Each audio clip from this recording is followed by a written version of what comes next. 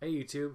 So we are not here to talk about the Sabina Kane redhead stepchild. I'm still working on that review. I want to make sure to get it perfect because spoiler alert, I loved the book. So I want to make sure that I'm able to talk on all points. I'm hoping to finish that within the next couple of days and I'll get that out to you. But instead, I want to ask you this. What do The Dark Knight, Superman 2, Winter Soldier, Empire Strikes Back, Nightmare on Elm Street 3, Road Warrior, and Wrath of Khan all have in common? They're sequels, right? And not only that, but they're sequels that are generally thought to be better than the original. Now, I'm currently working on a sequel to Phantom Walk the Lost, and this sort of thing can be daunting, not only for writers but for filmmakers. So you might, if you're working on a series and you're thinking, I got to make another one, how do I make it better than the original, or at least meet the expectations? Well, I think the common mistake is there are a lot of sequels that try to do exactly what the original was. It's pretty much the same idea. It's just done cheaper, and it's dumbed down, or sometimes it takes a completely different direction where it's unrecognizable, or it uses a completely different character that has nothing to do with the original story or hardly anything at all. And sometimes that works. Very rarely that works. You have to be very, very careful when you do that, because there are certain movie franchises that have taken the main character out, and it's worked well for some, and for others, not so much. So I haven't finished the sequel, so I'm still kind of experimenting with this and learning, but it was something I very much wanted to talk about.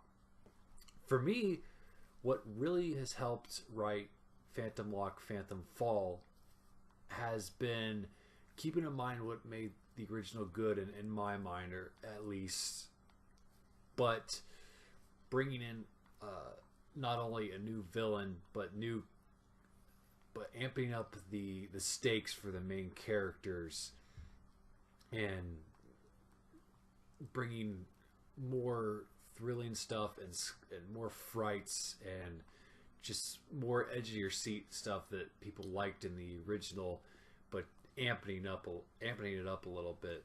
And there was stuff in the original that people didn't like, and I'm going to address that. I'm sticking with my guns. I'm a big believer in that.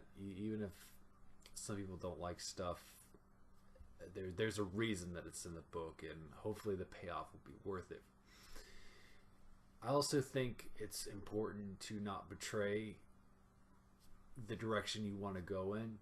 Just because, let's say your book's not well received, that doesn't mean that you should abandon everything and just throw in the towel. Maybe just a slight redirection is all that's needed. But for me, another thing that's really helped me is I'm working on another project at the same time. I'm not just focusing solely on the Phantom Lock series. I've got another side project. It's a I'm calling. It was originally just going to be strictly a romance, but it's sort of evolved on its own into something else. It's a paranormal romance of sorts. Although I'm keeping more of the romance in there because I wanted to really challenge myself to do something that was unexpected. Because I look at directors like Wes Craven and John Carpenter who have not. Sure, it's like when you think of them, you think of horror movies and stuff like that. But they've done so much other stuff that deserves to be appreciated. So I kind of admire that boldness. And for me, going in between Phantom Lock, Phantom Fall, and the as of yet to be titled romance has been helpful, because it's every time I come back to it, it seems like I am renewed, because I get to work on something different as opposed to just working on the same thing every time, because you get burned out. It just happens. So I think that's the thing that's been the most helpful for me. But as far as for writing the sequel itself, I think that, like I said before, keeping in mind what made the original good and remembering what people liked about it it's important to bring that back, but not to just copy it shot for shot or just make it a rehash.